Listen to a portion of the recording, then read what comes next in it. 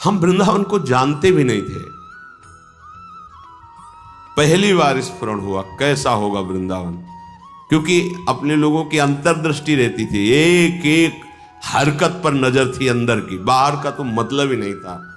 भगवान की ऐसी असीम कृपा रही है कि यौवन अवस्था में कभी कहीं भरपेट भोजन मिला हो तो मिला हो, ना कोई गर्म कपड़े पहनना, ना जीवन में कभी पंखा चलाना।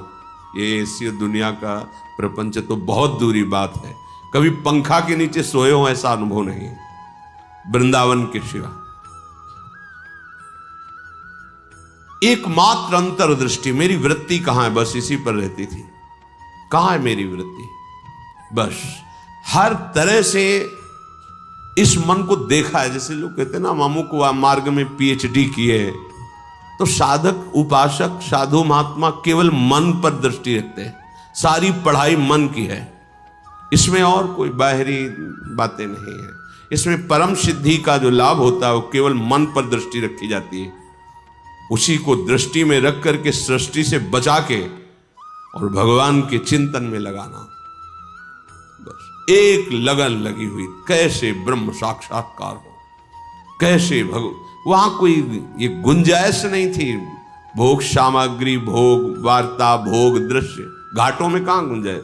दोपहर की तपती धूप में पंडों की छतरी के नीचे, और रात्रि में वही घाटों में थोड़ी देर भिक्षुकों के बीच में बैठ जाना, जो मिला मिला, नहीं तो हर हर महादेव, शांत एकदम। ब्रह्मचर्य और संयम का बड़ा बल होता है, कभी निराश हताश और ऐसा नहीं कि चलने लायक नहीं, ऐसा कभी अनुभव जीवन में नहीं हुआ।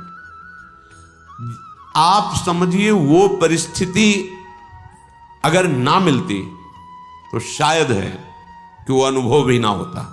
जो अनुभव, एक जो निश्चिंतता, निर्भयता, एक ठसक, हर समय नवीन उत्साह, वो भगवान ने जैसी परिस्थिति चयन की थी उसी में राजी होने से हो गया।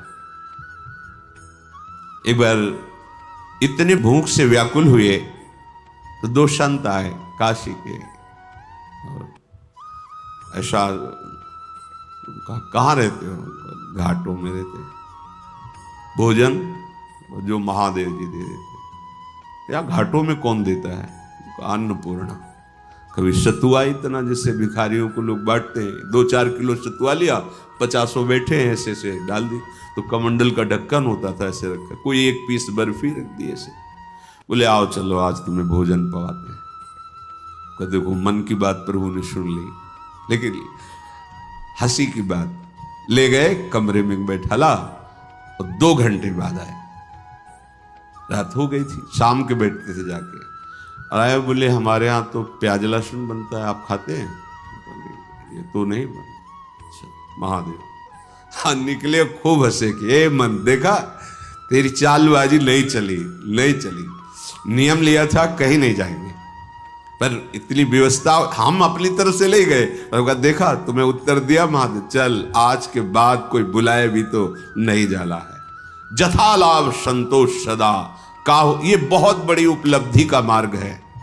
चाहे गृहस्थ हो चाहे विरक्त हो, जैसी परिस्थिति प्रभु ने दी है, सच्ची मानिए तुम्हारे कल्याण के लिए वैसी परिस्थिति आवश्यक है।